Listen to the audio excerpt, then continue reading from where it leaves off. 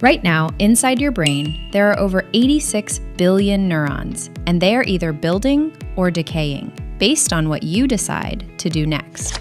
Every experience you have, every skill you practice, every habit you repeat, each one is carving new pathways in your brain, just like a river cuts through rock. But many people still believe that after a certain age, the brain stops changing. That once you become an adult, your mind is basically set, and your best years of learning are behind you. But that is not what the research shows. Adults who started learning new skills saw their memory and attention improve so dramatically that their brains functioned like someone 30 years younger. 30 years! Welcome back to the Psychology Notebook. I'm Desiree, your instructor for this course, and this is Lesson 9 of our Psych 101 series.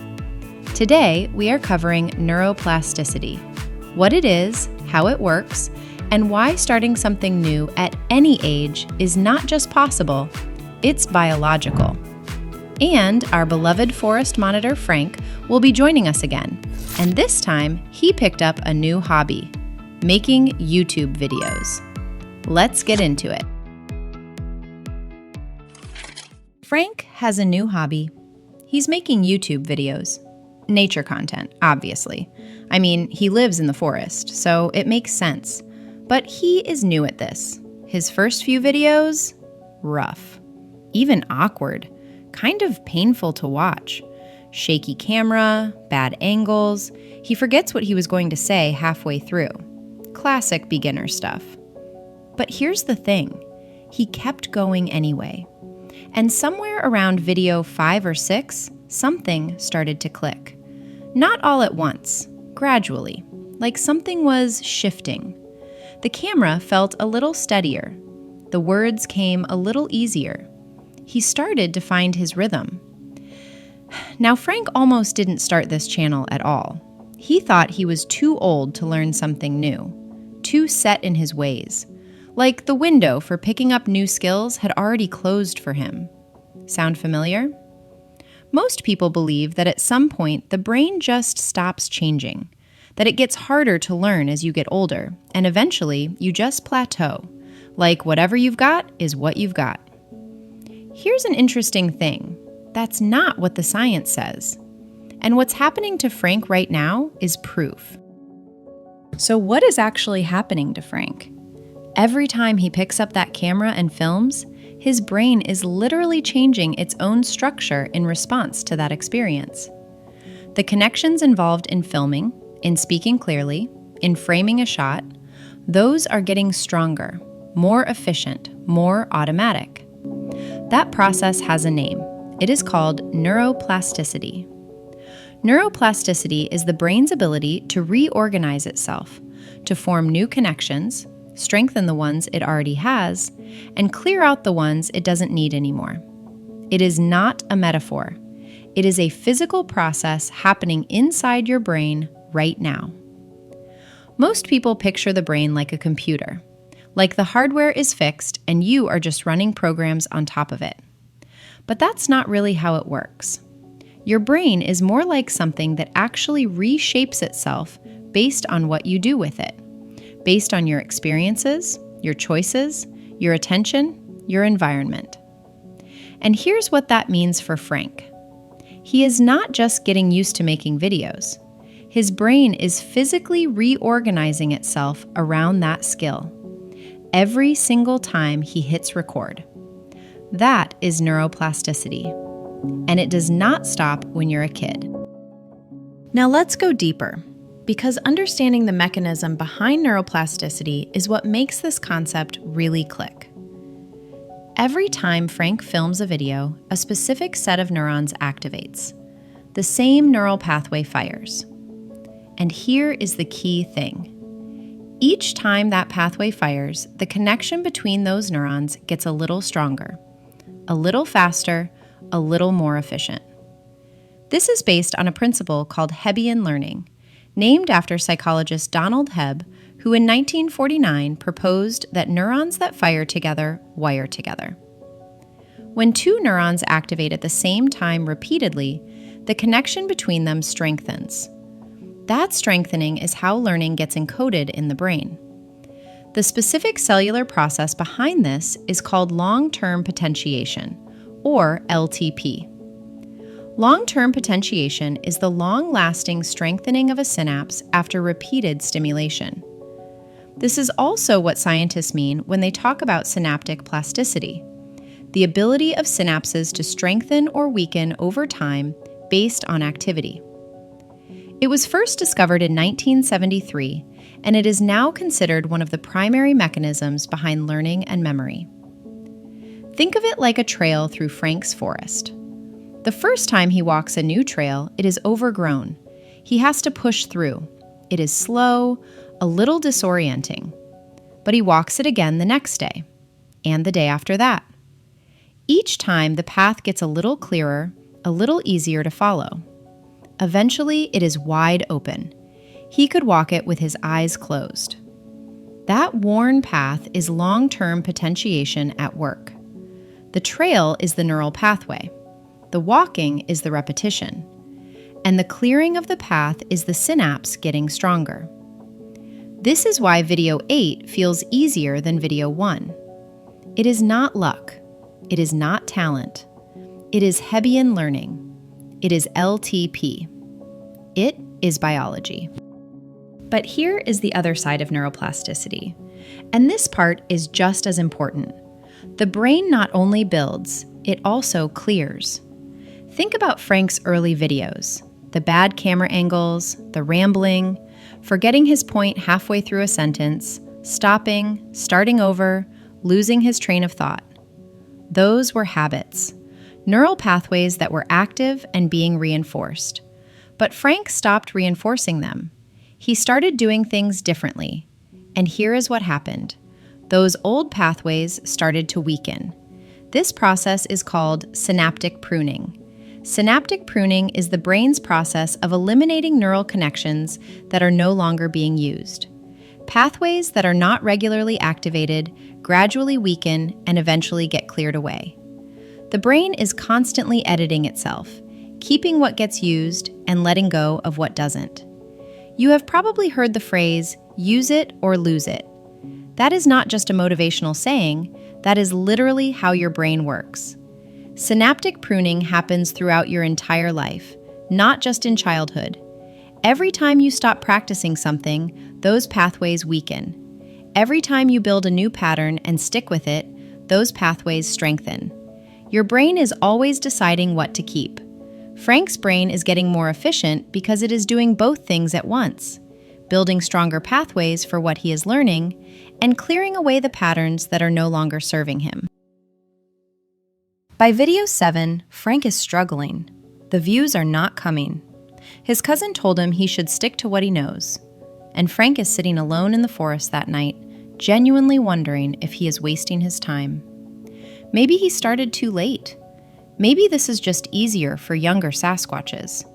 Maybe some things just are not for him anymore. If you have ever talked yourself out of learning something new because of your age, this part is for you. The brain is not equally plastic at every stage of life. During childhood, there are critical periods.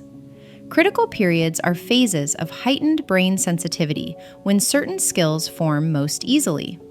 Language acquisition, visual development, motor skills.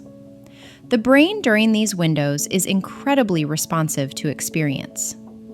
As we get older, those windows close, and learning does become harder in some ways.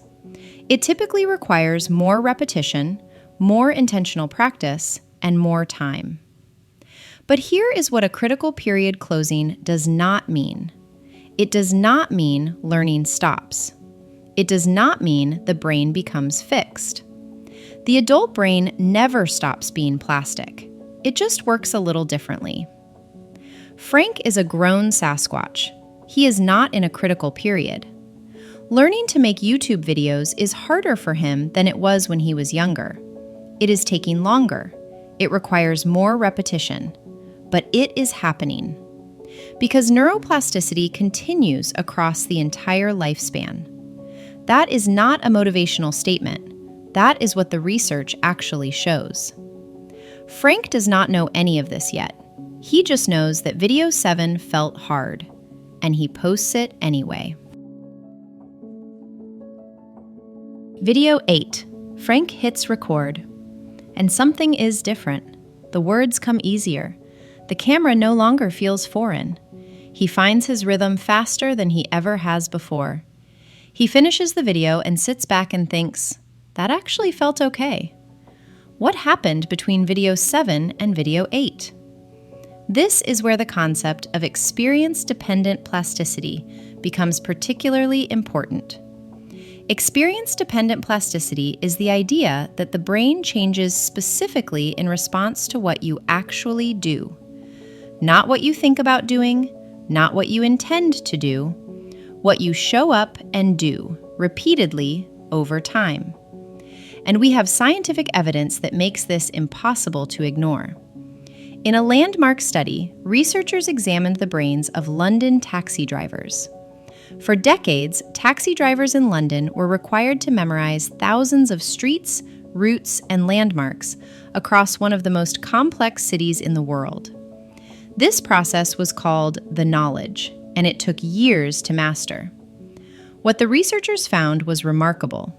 The hippocampus, which is the brain region most associated with navigation and spatial memory, was measurably larger in taxi drivers than in people who did not drive taxis. And the longer someone had been driving, the more pronounced the difference. Their brains had physically changed in response to what they were repeatedly doing. Frank did not rewire his brain by thinking about making videos. He did not do it by watching other people's YouTube channels. He did not do it by believing in himself on video 7 when he wanted to quit.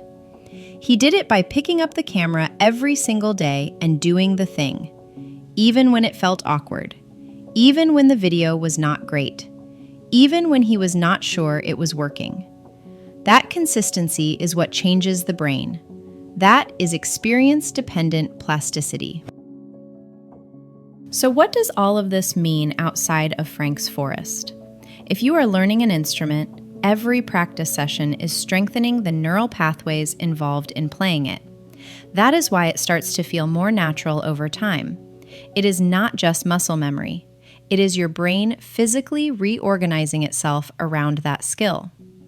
If you are studying for a psychology exam right now, repetition works because each time you review material, you are strengthening the synaptic connections involved in storing that information.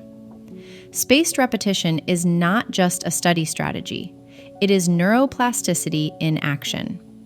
If you are trying to build a new habit, you are literally building new neural architecture. The pathway does not exist yet, or it is weak.